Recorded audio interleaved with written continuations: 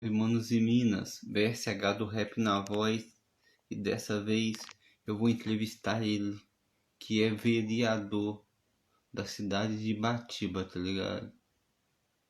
É, meu mano professor Wesley, daqui a pouco ele tá na goma. Salve meu mano CJ, tamo junto aí, das batalhas de rima aí, meu mano, do Mirante, e é nóis, tamo junto.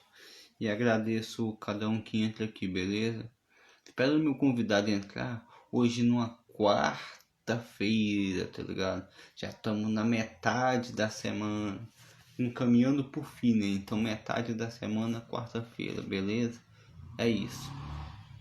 Um salve para todo mundo, primeiramente. Uma ótima noite a todos. E desde já agradecer quem foi entrando. No momento não tem ninguém, mas agradecer quem foi entrando. E quem puder tá trocando essa ideia, tá ligado? Pô, professor que já entrou dando a nossa live, tá ligado? Em pouco ser iniciada.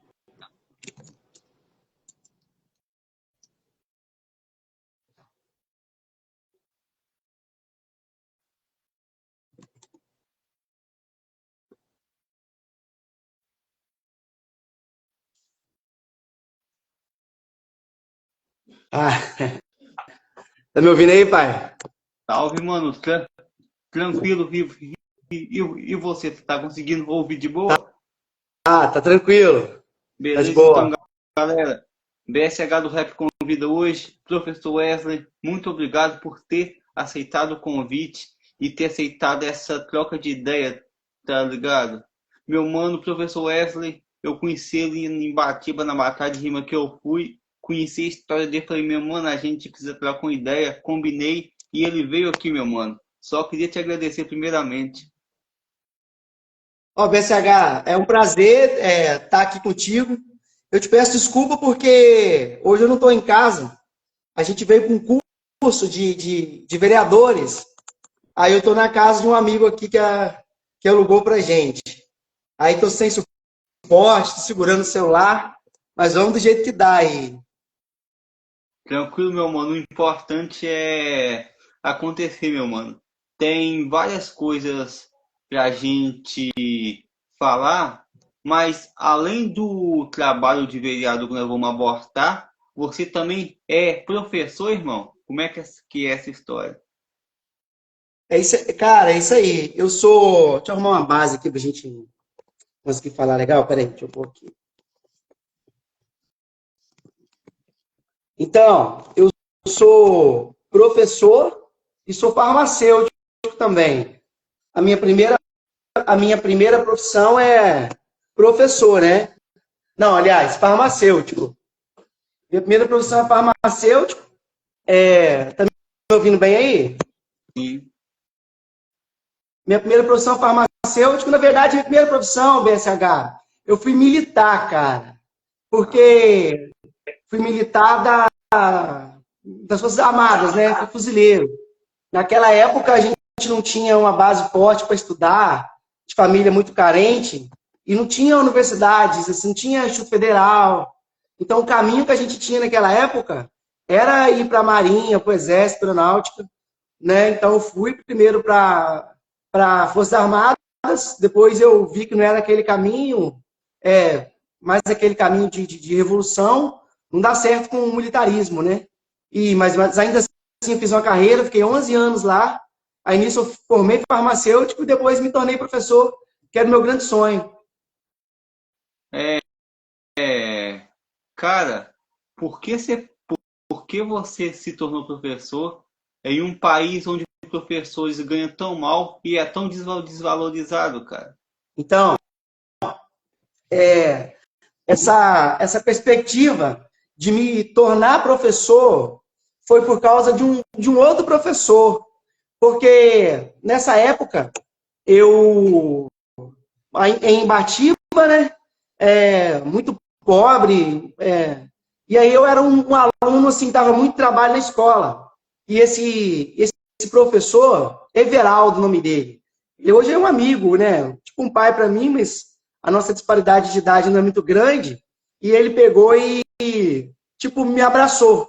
ele me fez entender que daria para eu também. Aqui, você quer chamar na minha rede?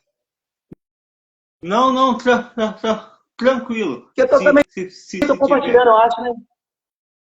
Sim. Tá pra. Beleza, show. Aí eu peguei, cara, inspirado nesse cara, que ele foi um objeto de transformação na minha vida, né? Aí eu peguei, desde a época da Marinha, eu tinha a ideia de me tornar professor para ser transformação também na vida de outras pessoas. Tal qual esse cara, né, esse Everaldo, meu professor, meu amigo hoje, foi para mim. Então, essa é a minha inspiração para me tornar professor. É isso, né, cara? E você falou uma coisa tão interessante, a importância do professor não desistir de um aluno, né, cara? Tem uma entrevista do Emicida que ele fala, só sou Emicida porque um professor correu atrás de mim dentro de um bueiro, né, cara? Eu Então, vi. pois é, né, mano? Você ouve isso, porque, tipo assim, se você for olhar, cara, o professor, o que é aquilo ali? Ele ganha pra ele ir ali, tem uns alunos pra ele ali, dar aula dele do jeito que ele pode, mas muitas vezes um professor é um pai, um professor é um psicólogo, ele precisa fazer esse papel inteiro, né, cara? Que tipo, nem a dele. Ele ouve muito e cuida, e quando tem isso, eu também tinha uma professora que era assim comigo, inspira a gente a querer ser por essa causa, né, cara? Isso é muito interessante. Ô, Wesley, como que você vê a perspectiva hoje da educação no Brasil? Você vê que a valorização ela vai melhorar ou você não tem nenhuma perspectiva disso? Rapaz, eu acho que a educação vai melhorar. Tá tendo um retorno meu aqui. Eu acho que a educação vai melhorar. Mas para a educação melhorar, precisa de ter investimento também no professor. Por exemplo, BSH, por eu ter sido militar, por eu ter sido farmacêutico primeiro, eu tinha uma formação muito tradicionalista. Apesar de ser um cara progressista, ser um cara com pensamentos mais socialistas, um cara de esquerda, eu tinha um pensamento progressista. Porque Paulo Freire fala assim, o sonho do oprimido é um dia se tornar opressor. É um grande risco que o oprimido tem de um dia ele se tornar opressor. E aí, cara, para a educação melhorar, tem que passar o professor, o sistema tem que dar formação de qualidade para o professor, para o professor oferecer esse ensino de qualidade, para que o aluno tenha aprendizagem. E além da aprendizagem, uma transformação social, entendeu? Sim, cara, isso é a visão, né, cara? Cara, esse ano foi estabelecida a proibição dos celulares nas escolas, cara. Você acha que isso melhorou ou não, cara, a situação? Então, é muito complexa essa parte, muito complexa essa parte. Se eu pensar na perspectiva de controle, se eu pensar na perspectiva de controle, se eu pensar na perspectiva de abafar, melhora. Só que eu, com pensamento progressista, que eu tenho que pensar o futuro. E o futuro é o jovem estar na mídia, é o jovem estar com o digital na mão, o jovem estar inserido, as lousas sendo digitais, tendo interação não só com o smartphone, mas o smartphone também com a lousa, salas virtuais. Então, a proibição do celular, sem dúvida nenhuma, não é o caminho, é andar para trás. A proibição do celular é regredir, porque a gente tem que ter um modo de estar discutindo com o aluno e estar fazendo uso do smartphone, fazendo uso do digital, inserindo ele mais no digital em vez de tirá-lo. Porque o futuro vai vai exigir que ele esteja no digital. Então, se eu paralisar isso, é um atraso, sem dúvida. Mas eu não tenho a resposta. Eu acho que isso aí é uma descoberta. Eu dou uma aula eu leciono uma disciplina de cultura digital. E eu discuto isso. Eu sou professor de química. Mas agora, com o novo ensino médio, a gente acaba discutindo outras coisas. Então, eu posso pegar aula de cultura digital, igual eu peguei. Posso pegar aula de vários objetos de conhecimento, que não seja especificamente biologia e geografia, né?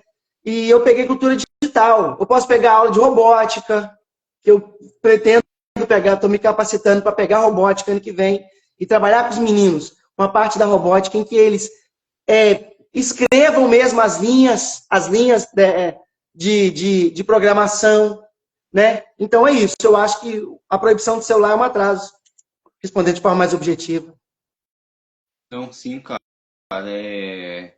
E os professores ao seu redor, eles mais concordam contigo ou não? Ou eles é a favor realmente da proibição, são mais conservadores ou não? A maioria proíbe. A maioria proíbe não. Proibição é uma lei, né? A maioria é a favor da proibição. A maioria é a favor. Ah, tá, sim. Maioria é a favor. Não, sim. A maioria, mais sim. objetivo, a maioria é mais tradicional. Eu acho assim que o professor também, no geral, tem que buscar mais qualificação. Eu acho que o professor tem que fazer mestrado, doutorado, essas coisas para abrir a mente mais. Entendeu? O que o futuro nos espera é isso. Sim, cara, foi bom você falar isso, porque isso também é muito importante, né, cara? Estamos em 2025, então a tendência do mundo é modernizar, e você tiver uma regulamentação pedagógica e você souber usar isso, né, cara, na educação, vai ser uma coisa muito boa.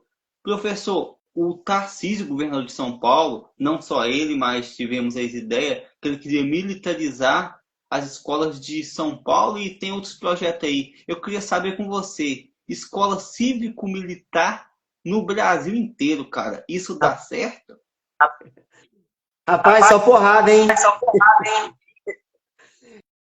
Cara, eu dei aula, né? Eu fui, como eu te falei, né? Fui aluno militar mesmo, militar. Eu dei aula também como professor no Colégio Militar, aqui em Maiuaçu, uma cidade aqui de Minas, aqui perto da gente aqui. Se você já ouviu falar. Tinha até uns moleques lá na batalha naquele dia de Maiuaçu. Sim. Tipo, se a galera não estudar os pensadores que a gente estudou, BSH, não consegue acompanhar o nosso raciocínio.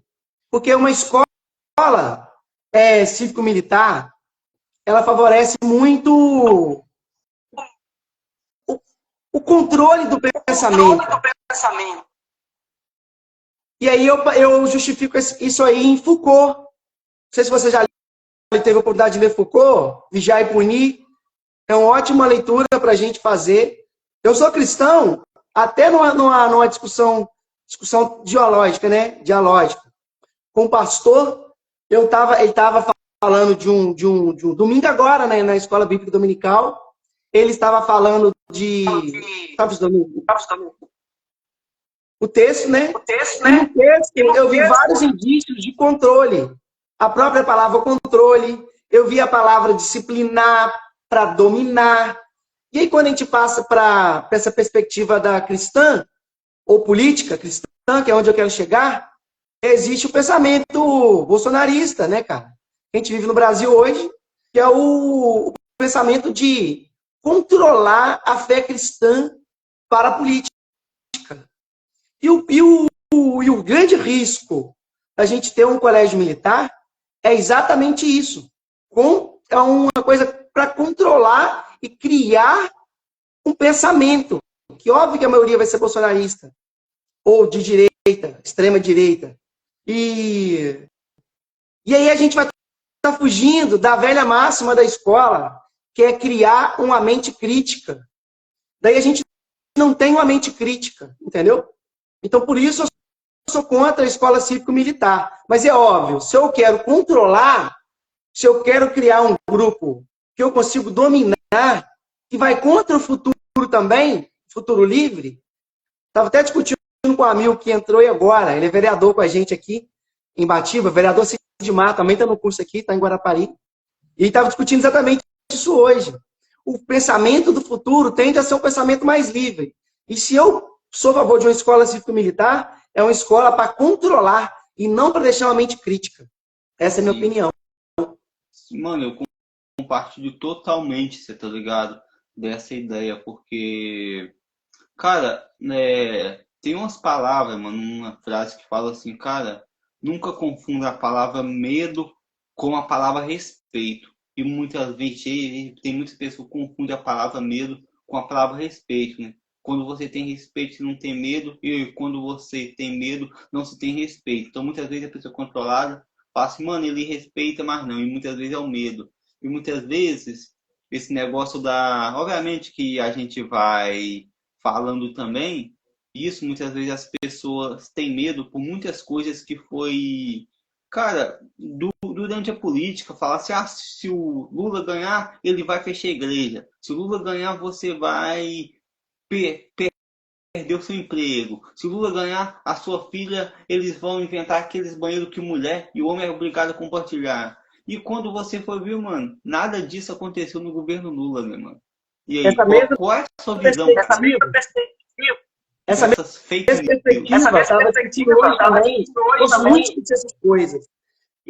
Quando a gente pensa num Deus todo-poderoso, e a gente olha para ele como um grande Deus maldoso que vai nos punir pelos nossos pecados, porque somos pecadores, a gente tende, uma tendência, né, a obedecer pelo medo. E não por respeito, não porque ele é grande, não porque ele é poderoso, não porque ele merece toda a honra e toda a glória, mas pelo medo do inferno. Daí a gente volta lá atrás, né, na idade das trevas, naquele grande medo, né? E é exatamente isso. A ideia desses caras, muitas vezes, é criar um medo. Isso foi até uma ideia que não é uma boa indicação de leitura, mas eu acho que a gente tem que conhecer o inimigo para conhecer o pensamento, né? Como disse Sun Tzu, Arte da Guerra. E eu li um cara que produziu pouco na academia, mas ele é muito idolatrado pelo pensamento bolsonarista, que é o Olavo de Carvalho. Pensamento olavista.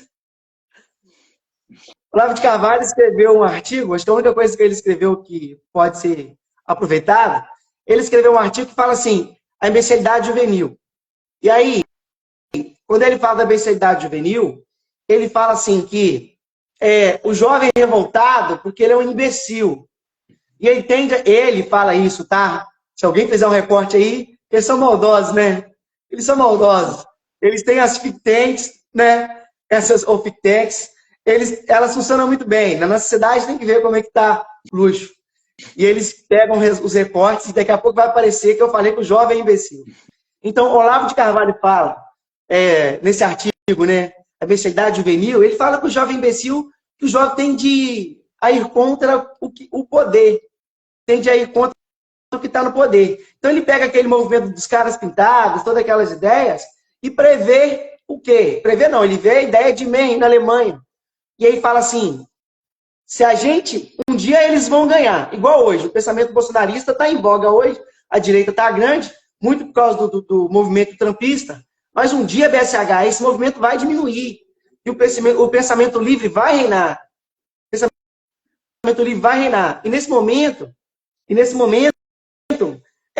vai ter os grupos. E hoje, aí esse cara, o Olavo de Carvalho, falou assim, um dia esse jovem hoje quer revolta, quer revolução, e vocês da rima, movimento de rua, representa bem o movimento contrário que está acontecendo hoje, o jovem é conservador. Mas o jovem é conservador, mas na perspectiva bolsonarista, naquela perspectiva meio, tipo assim, a discussão hoje do almoço, o cara é conservador para corrupção de peculato. Tipo, eu vou lá, vou subtrair para mim um bem público, tipo esse quadro que está aqui atrás na casa que a gente alugou. Eu vou subtrair esse quadro e vou levar para casa. Mas eu, como agente público, vereador, não é errado eu furar a fila do SUS. Não é errado. Você está entendendo? Então, assim, algumas coisas são erradas. E outras coisas que são erradas, para eles não é errado. Então, eles não são conservador.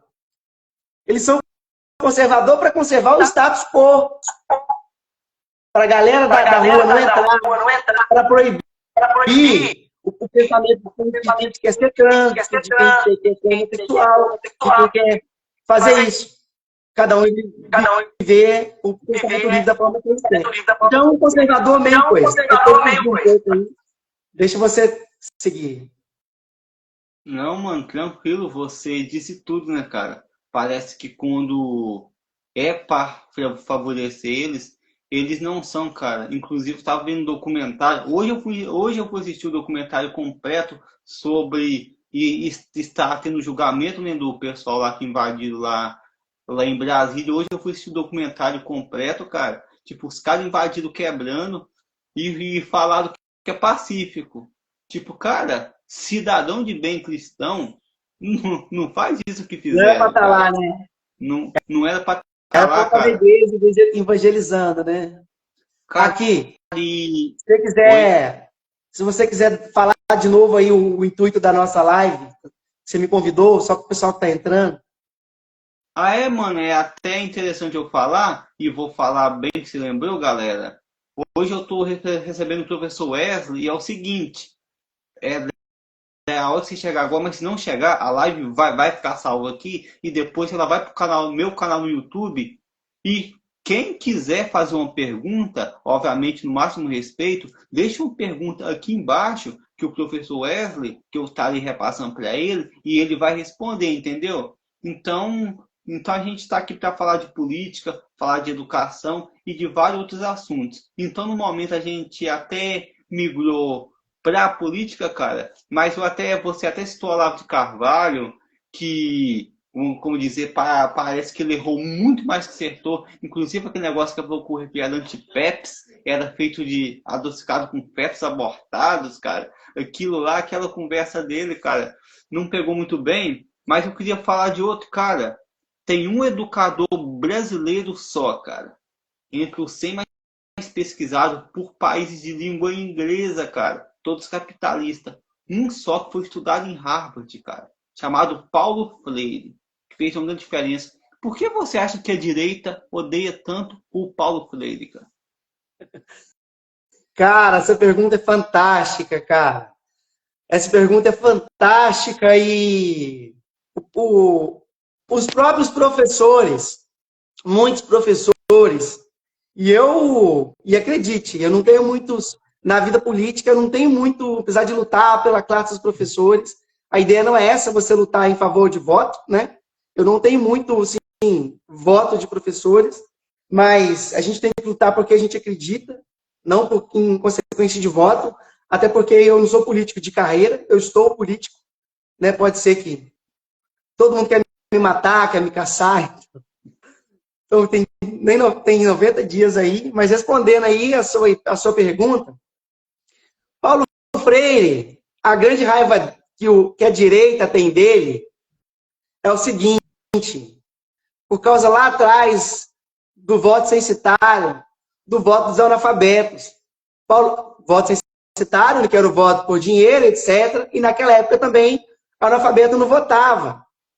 E aí, o que esse cara fez? Esse maldito desse comunista, ele pegou e é ironia, né? Mas só por causa da ideia deles fazerem um recorte. O que esse comunista fez? Ele quis dar voz para todos os analfabetos e desenvolveu um grande método de alfabetizar. Ele alfabetizou mais de 400 pessoas em 30 horas.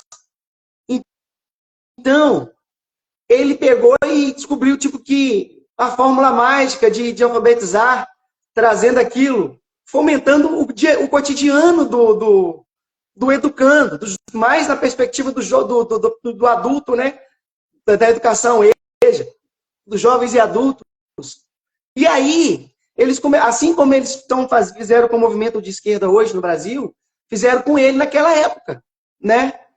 E começaram a falar ali do governo, já era, antes do governo militar, ele já tinha desenvolvido esse método de alfabetização. Então foi por isso. Os analfabetos não votavam. E ele, como ele estava alfabetizando o pessoal do Nordeste, ele foi para o Nordeste e começou a alfabetizar todo mundo, cara. E aí a direita, que o núcleo dela é São Paulo, ficaram loucos com esse cara. E ele foi para São Paulo, ser secretário de Educação do Estado, das Prefeituras de São Paulo. E aí, cara, e não podia alfabetizar a favela, o Canidé.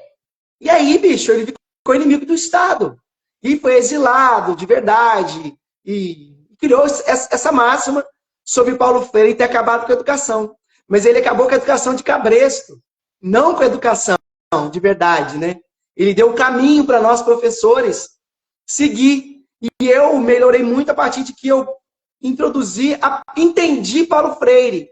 Como eu te falei, eu não sou professor de academia, eu me tornei professor de chão de escola, porque eu sou de formação farmacêutico inicial, depois eu me fiz professor. Mas eu não fui inicialmente jovem para a universidade discutir. Fui estudar química, estudar bacharel, essas coisas. Quando eu aprendi Paulo Freire e aprendi os outros pensadores, né? Piaget me ajudou um pouco, Vygotsky me ajudou um pouco, mas quem me ajudou muito foi quem? Ausubel e Paulo Freire. Né? Ausubel me ajudou na perspectiva da aprendizagem significativa. E Paulo Freire me ensinou a respeitar o próximo. Como eu respondi um processo administrativo na SEDU, no período probatório, porque eu era muito técnico. As minhas provas eram muito difíceis. Então, assim, quando eu aprendi a respeitar o meu aluno, entender o meu aluno, eu aprendi a fazer a pergunta certa. E aí eu me tornei um professor melhor. Então, por isso eles odeiam Paulo Freire. Porque Paulo Freire começou a ensinar a pensar. E você começa a pensar para o sistema a partir de que você tem voz acadêmica, sabe pelo menos escrever. E pasme, na minha cidade hoje, em Batiba, existe 2.000, aproximadamente, 2.375 pessoas analfabetas. E a gente não tem em Batiba um ensino de jovens e adultos. E a gente precisa de abrir uma turma. Eu estou lutando lá no parlamento, junto com meus companheiros, para a gente montar, para que o executivo monte um ensino de jovens e adultos, que foi o grande sonho de Paulo Freire. Essa aí é a minha resposta. Precisa e faz muita diferença, né, cara, para que possa ser alfabetizado e volte a estudar, né, cara. Recupera o tempo perdido, cara, é muito importante. Inclusive, cara, eu conheci um professor que ele é de direita, ele falou que não gosta de Paulo Freire. Eu falei, pô, cara, mas por que você não gosta de Paulo Freire? Ele falou, não, porque o Paulo Freire era muito esquerdista, cara. Então, tipo, é o argumento que eles têm, pô, tá ligado? Eles não podem falar que, tipo, ele no método dele, ele errou isso, porque não tem como. Eles falam que não gosta dele porque a maioria que não gosta dele é porque o cara era socialista, cara, esquerdista. E porque muitos professores ainda são muito, muito tradicionais. Eles querem aquela educação que ele condenou, que é a educação bancária.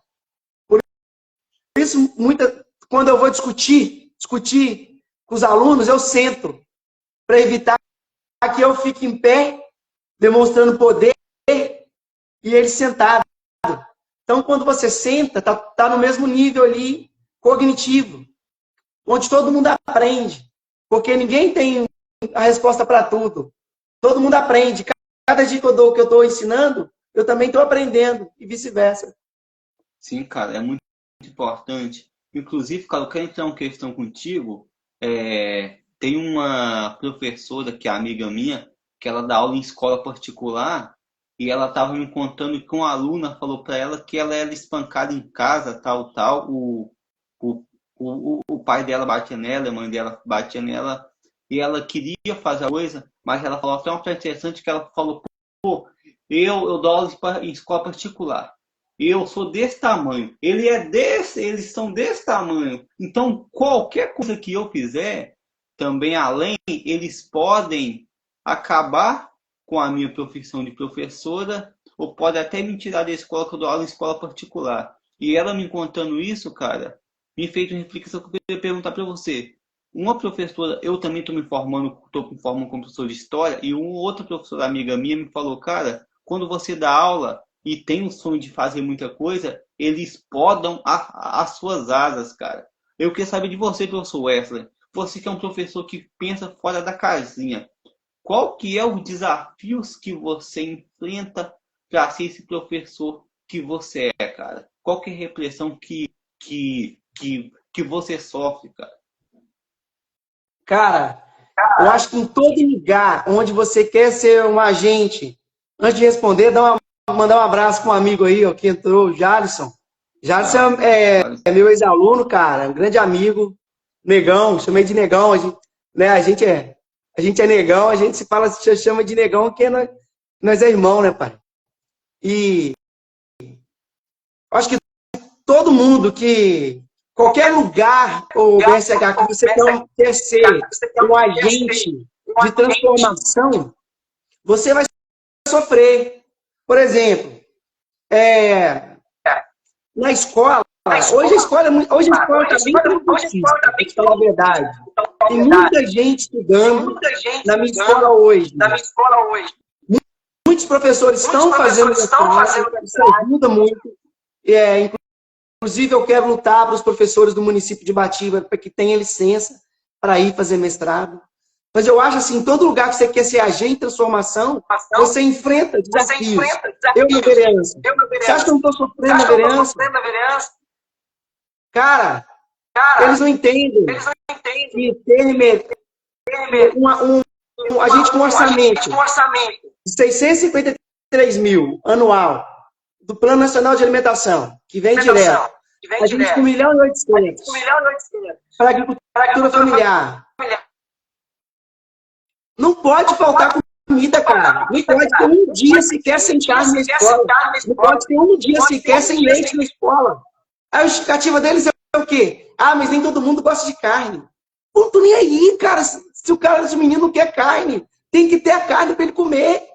Tem que ter leite. Ah, mas o menino não quer leite. Não bebe leite, mas ele tem a opção de beber leite. Então, assim, e aí, BSH, a gente que vem de família muito pobre, muitos meninos vão fazer a primeira alimentação na escola. Talvez as 2 alimentações na escola não vão se alimentar mais. Então, para não fugir da sua pergunta, eu acho que qualquer pessoa que quer ser agente de transformação, tanto na escola, quanto na política, quanto na empresa, eu no quartel, ele vai sofrer. Ô, mano, foi até interessante você falar esse negócio, que eu queria até perguntar para você, cara, qual que é, cara, a solução, talvez para que o aluno só vai para a escola, muitas vezes, só para comer, e muitas vezes ele não tem incentivo para estudar, cara, para aprender. Você acha que o plano, o Plano Nacional de Educação precisa mudar, cara? Precisa mudar a estrutura para que o aluno queira aprender e para que o aluno também seja incentivado a ir para a escola, não só por causa da merenda, mas também para querer aprender, cara? Como que você vê essa questão? Aqui, chegou mais um amigo aí, ó. Quem? LW. Ah, pô. Grande abraço aí, irmão. É o Lucas. Salve, Lucas, é nóis. Cara, aí eu vou citar outro pensador para você. Peraí, eu vou ter que abaixar aqui, porque eu tô dando. Vou abaixar e depois que tá dando o eco aqui. Sim. Eu vou citar outro pensador para você que tem Piaget, né, que ele fala da Vygotsky. Vygotsky, ele fala da aproximação aluno-professor. Eu acho que o professor, por exemplo, você vai ser professor de história, está formando. Eu sou professor de química e outras disciplinas agora. O professor, ele tem assim poder. Poder é uma palavra muito ruim, né? O professor ele tem a oportunidade de estar ali, fazer o diagnóstico junto com o aluno e tentar ver o social do aluno, ver a motivação. Porque muitas vezes o aluno ele não quer aprender. Eu cheguei num ponto, BSH, que eu vejo assim, só não aprende quem não quer, quem não tem interesse para aprender. E muitas vezes o menino não está com interesse de aprender, porque ele está sobrevivendo, cara. Uma criança que está sendo molestada em casa, que é um exemplo terrível, ele tá sobrevivendo, cara. Ele vai chegar lá, vai ver eu dando aquelas aulas de química, vai estar vendo você dando aula de história ali, talvez, ou o cara de biologia, ele não está querendo ouvir a gente, cara. Porque ele tá pensando naquela opressão, naquele sofrimento que ele vai ter que passar. Ou o menino que não tem comida em casa, está pensando que vai chegar em casa, não tem comida, ou o irmão dele mais novo não tem babá, e não tem creche para ir, e não tem o que fazer. Esse garoto não aprende, cara. Então a gente tem que tentar, na escola, tem que fazer o papel de professor, e o papel do professor também é fazer a interação aluno-professor, para chegar aqui na oportunidade de saber, mano, por que você não está aprendendo? Por que você não está tendo interesse em me ouvir? Por que você está de cabeça baixa? Por que você está de capuz? O que está te afligindo? Como que eu posso te ajudar? Entendeu? Uma pergunta que você pode me fazer, que eu vou antecipar, você foi sempre assim? Não, cara. Eu aprendi no chão da escola. Muitas vezes, talvez um amigo está vendo aqui a nossa live, vai ver depois, e fala, pô, esse cara me oprimiu no início. Mas eu também estava naquele pensamento, naquele caminho da aprendizagem, entendeu?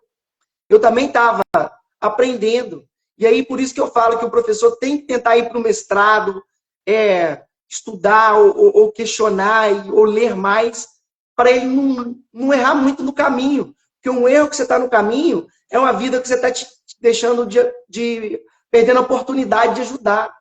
Então, a ideia é essa, entendeu?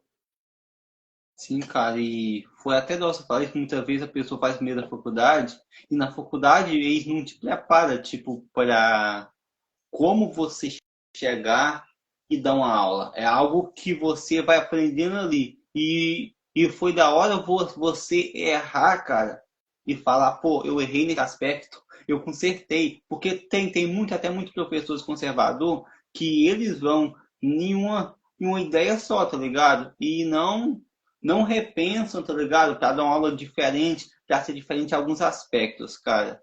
E isso é muito da hora da sua parte. Cara, eu queria saber, cara, mais uma pergunta sobre educação, cara. O professor ensina, cara, mas eu também acredito que tá para aprender. Professor Wesley, o que de mais importante você aprendeu com os seus alunos, cara?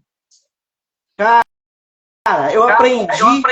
Deixa eu baixar o som aqui para não dar. Eu aprendi que, usando bigodes, né, que a escola vai além daquele momento de ensino e de aprendizagem. Tanto na oportunidade de transformação social, quanto na perspectiva de você se aproximar mesmo do aluno e levar aquela vivência para mais. O aluno poder olhar para você no futuro e falar, esse cara me ajudou. Isso que eu aprendi. Eu aprendo a cada dia, entendeu? Sim, além de aprender a lecionar também, né? Além de aprender a lecionar. Deixa eu te dar uma ideia só rapidinho. Outro dia, e cada vez que eu ajo tipo como se fosse um computador, onde a memória RAM é a interação e a memória ROM é a minha memória, óbvio, né? Minha memória propriamente dita. E aí, quando o aluno me faz uma pergunta, eu tento não, de forma acadêmica, não responder rápido, igual você me faz uma pergunta, eu tento buscar ali na ideia. E tem uma parte da ciência que a gente trabalha, que é sobre a densidade das coisas, massa e volume. E aí eu discutindo com meu sobrinho, de 8 anos, a gente sempre brinca muito quando eu vou discutir com os alunos essa parte de massa, eu falo sempre de 1 quilo de ferro e 1 quilo de algodão. Aí eu falo, não, a mesma coisa, porque 1 quilo de ferro e 1 quilo de algodão tem a mesma massa. Aí meu sobrinho falou assim, ô tio, então faz o seguinte, você me joga 1 quilo de algodão, que eu vou te jogar 1 quilo de ferro.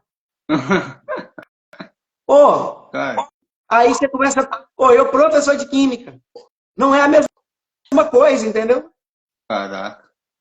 Se eu tivesse uma perspectiva, aí eu tenho que levar em consideração a ductibilidade, a propriedade da matéria. Então, se eu tivesse um pensamento tradicional, eu ia rebater ele ao invés de falar, caramba, é verdade. Então, assim, eu acho que a gente tem que ouvir mais o aluno, entendeu? Tanto na perspectiva social, quanto na perspectiva de ciência mesmo, né? Ou de história, ou de tudo. Sim, cara, é uma coisa que a gente não pensa, né, cara? Só um segundo que eu vou pegar um Tá. carregador aqui, cara. Prontinho. Eu queria, cara, a gente falou sobre educação, você é professor, é importante a gente falar. Mas você disse que você ficou 11 anos, cara, como disse, como lá no, como é que é Militar. no, mano, para um progressista, eu creio que não seja fácil. Naquela época, você já tinha essa ideia progressista, nesses 11 anos você conseguiu tirar alguma coisa de boa lá, alguma perspectiva ou não, cara? 11 anos é muito tempo, cara. Cara, a pergunta é complexa daí. Porque 11 anos, tipo assim, eu não tinha opção também na vida social, na perspectiva de vivência. Família muito pobre. Não tinha muita opção para estudar. Deixa eu baixar aqui, vou te responder. Peraí. Eu não tinha muita opção para estudar. E aí foram 11 anos intensos e tensos. Porque são muitas injustiças que a gente vê no militarismo. Eu tive opções de ir para o exterior, de fazer de uma vivência bacana, de operações especiais, de Amazônia. E você vê muita... Você vê o quanto o Brasil é desigual, cara. Você vê o quanto que o Brasil é desigual. E a gente viu... Não vou usar imbecis. A gente viu esse monte de pessoas sem vivências, com a mente fragmentada, pedindo guerra civil, sem ter noção do que é guerra civil, cara. A gente viu cristãos, cara. Cristãos, pastores, cara, dentro da igreja, pedindo guerra civil, cara. Esse irmão meu de igreja, que hoje é prefeito em Batiba, ele reuniu um grupo para pedir guerra civil, cara. Eu tenho a mensagem, mandei para ele no off, falei, cara, você é militar, ele é militar também. Não é possível que você está pedindo guerra civil. Você viu a guerra civil de perto. Que lá a gente viu a guerra civil, cara. A gente teve missão fora, no exterior, não sei se ele viu, foi. Eu tive fora, a gente viu guerra civil. Cara, guerra civil. As pessoas entrando dentro de casa, estuprando, matando. E cristãos que professam o evangelho de Cristo, pedindo guerra civil. Aquilo me assustou muito, cara. Me assustou muito. E aí, esse julgamento de agora, eu tô radiante, né, cara? Eu tô radiante. Então, assim, eu que aprendi no militarismo, assim, o quanto é perigoso o militarismo. O militarismo, no geral, é realmente fragmentado e perigosa. E aí, quem é progressista lá é chamado, sabe de quê? Boca preta. Caraca. Boca preta é o cara que rebarba. O cara que rebarba é o cara que tem crítica. E eu sempre fui estudioso, cara. Então, eu sempre quis fazer o máximo. Eu quis fazer operações especiais, eu quis fazer as paradas. Então, eu tinha muita opinião em tudo eu tinha resposta. E quem tem opinião é um problema, cara. Assim, dentro da escola, tá? Você vai ver. O aluno que tem opinião, o professor que tem opinião, ele é um problema dentro da escola. O cara que tem opinião, ele é um problema. Ele é um problema para a sociedade. Quem tem opinião para a sociedade fragmentada, com a mente fragmentada. Então, eu sofri muito no quartel, não com o que tinha que ser feito, de tiro, Não, sofri com o meu ser, com a minha alma, com a minha expressão. Eu sofri assim. E foi o motivo maior de eu não ter continuado na carreira militar. Estava aprovado no curso de sargento, saí no curso de sargento, porque não dava mais, o meu ser chorava. Sabe? Opressão o tempo todo por não poder expressar o meu ser. É isso. Cara, sem palavras, cara. Como diz, tem uma frase, cara, um militar sem consciência social é muito perigoso, cara, entendeu? Então, cara, foi até bom pra gente te ouvir sobre isso. Eu até queria até pro assunto da política, aqui, mas primeiro, cara, eu te pergunto. Só para eu não cometer uma injustiça. Só para eu não cometer uma injustiça. Uhum. O pensamento militar é perigoso. Só para abrir uma aspas. No geral é perigoso. Sobretudo por causa da fragmentação do pensamento. Tudo é muito fragmentado. Mas a gente tem, por exemplo, em Batiba, 2 exemplos fantásticos. Tem vários, mas 2 que eu posso mencionar aqui. São dois majores, cara. 2 majores. E os caras, não estou dizendo que eles são progressistas, não são, mas os caras estudam pensamento, sabe? Tem um que está na Escola Superior de Guerra, fazendo mestrado.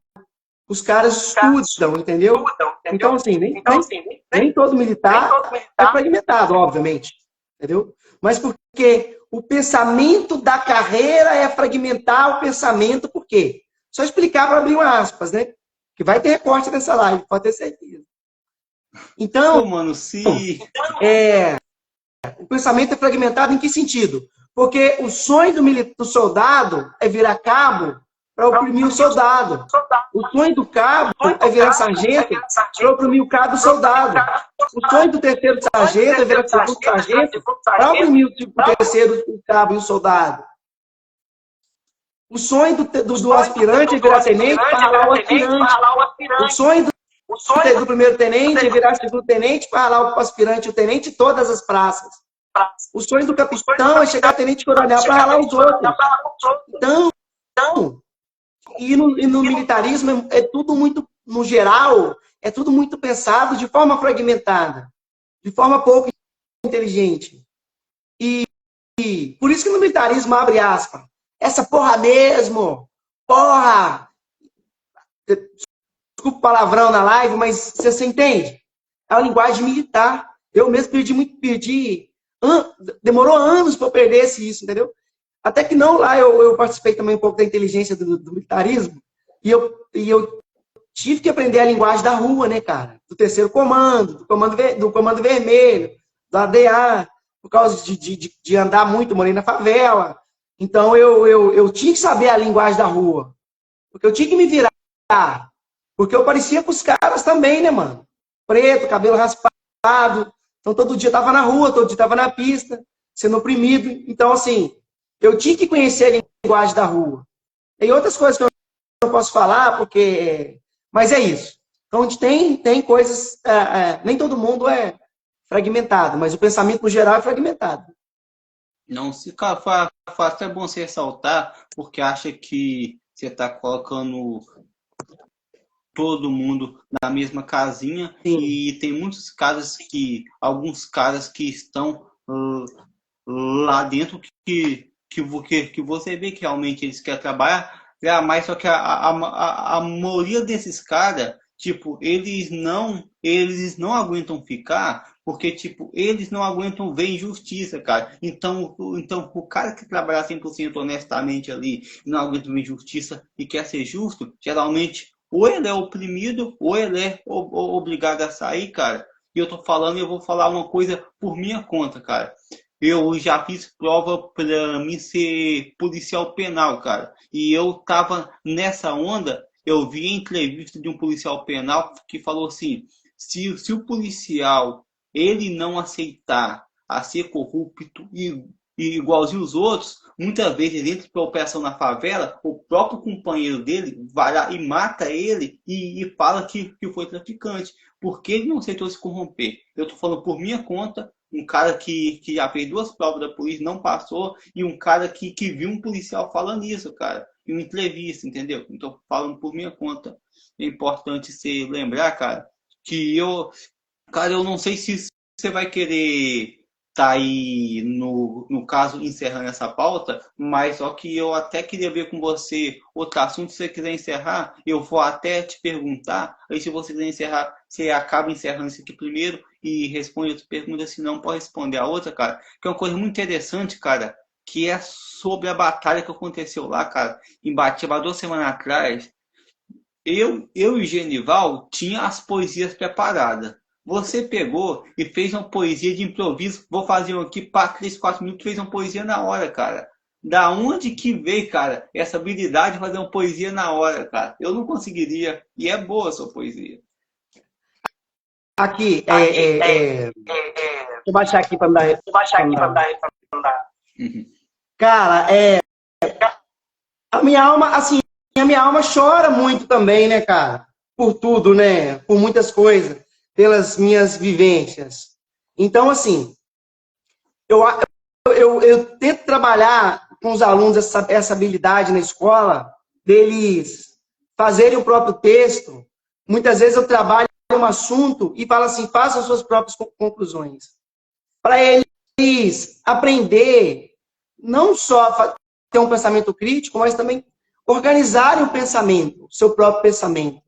E eu acho que uma poesia é você aprender a ouvir sua alma, né, cara? Deixar sua alma falar, que todo mundo tem uma alma que fala. Você tem que ouvir a sua alma e dar vivência ao seu pensamento, né, nas palavras. Tipo, claro que não foi igual o Genival, que é um poeta, né, cara? Mas tudo depende também daquele leão que você alimenta. Claro que quando eu estava no mestrado, estava lendo muito mais. Então a gente tem que estar lendo, a gente tem que estar se inteirando, dando voz aos pensamentos. Aí, por isso eu acho que eu consegui escrever, sabe? Porque se você, todo mundo tem vivência, você tem que dar voz à sua vivência, entendeu?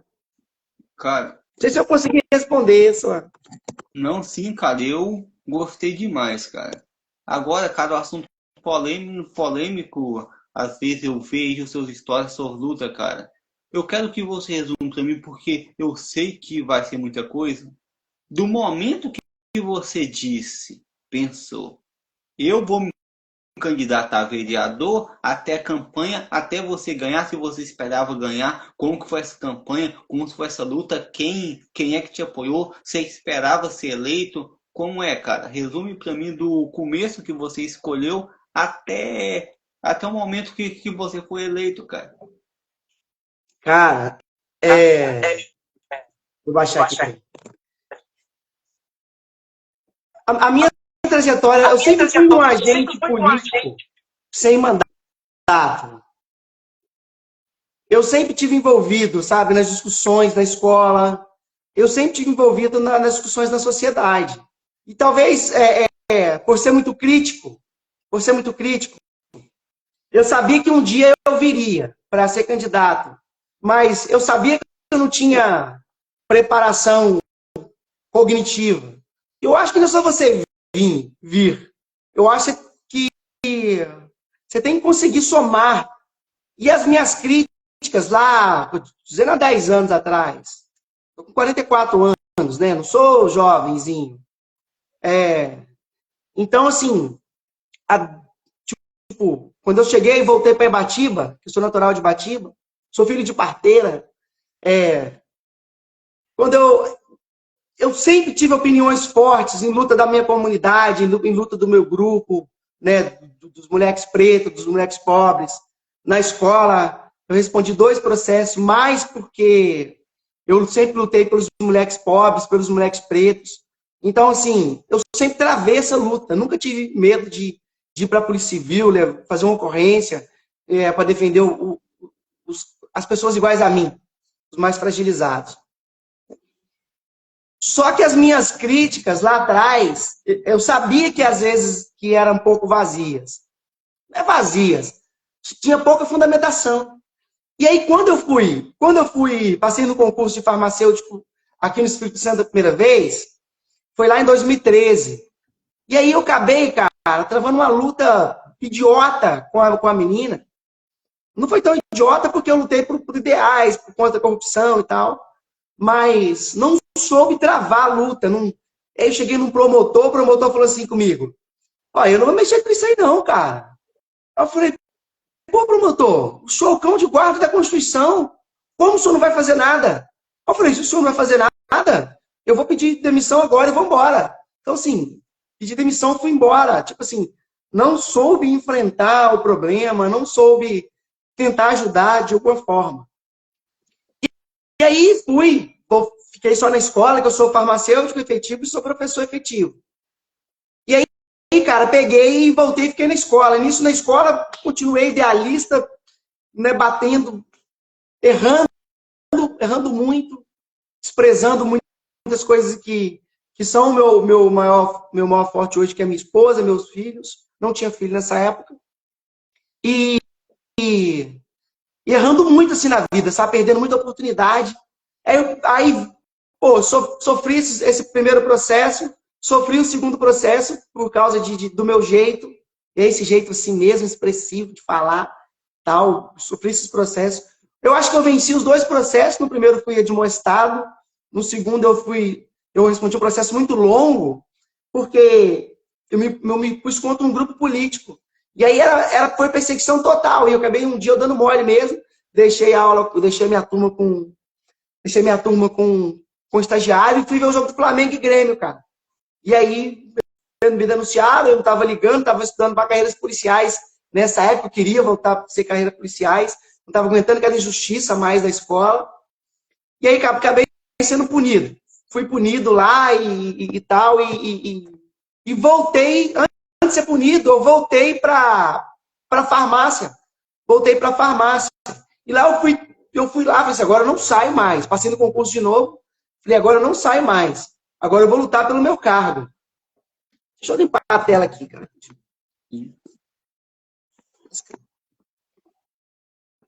Falei, pô, não saio mais. Agora eu vou lutar pelo meu cargo. Aí eu organizei a farmácia no sentido de estrutural mesmo, e fui trabalhar com compras. Fui trabalhar com compras lá, eu fazia os pedidos, na verdade, não é compras, né? Eu fazia os pedidos e era fiscal de contratos, essas paradas. Meio que indireto. Deixa eu só acertar aqui. Ficou ruim aqui, tô sem suporte, cara. Tranquilo. Aí fui meio que ser meio fiscal de contrato e com a mente crítica, aprendi um pouco de administração pública. Eu aprendi mais sobre administração pública, aprendi fazer um controle, aprendi sobre fiscalizar medicamento, fiscalizar material hospitalar, aprendi fiscalizar alimento, passei a pandemia lá trabalhando. Então, eu falei assim, pô, agora eu consigo, tipo, ser um agente público político, né, um agente público político e contribuir com a minha sociedade, né, e expressar todo aquele sofrimento lá do movimento negro, do moleque pobre, e trabalhar. E aí, cara, agora respondendo de fato a sua pergunta, entrei num grupo que não era o grupo que eu queria ser candidato. Depois eu consegui entrar no grupo que eu sempre sonhei em voltar. Estou nesse grupo hoje. E quando eu me candidatei, eu tinha esperança de ser eleito. Tinha esperança de ser eleito. E as pesquisas me apontavam com maior expressividade de voto. Tive 444 votos. Eu aparecia nas pesquisas com 600 votos, 500 e poucos votos. Tirei menos, por causa também de sem dinheiro. Não, eu vou interromper um pouquinho, porque me parece que a live ela vai encerrar, cara. Aí assim que encerrar, eu vou salvar e e já vou iniciar outra, beleza? A segunda parte, beleza, meu mano? Show, show. Que me parece que ela vai encerrar agora. E assim que Tá. eu voltar, se entra de novo, que a gente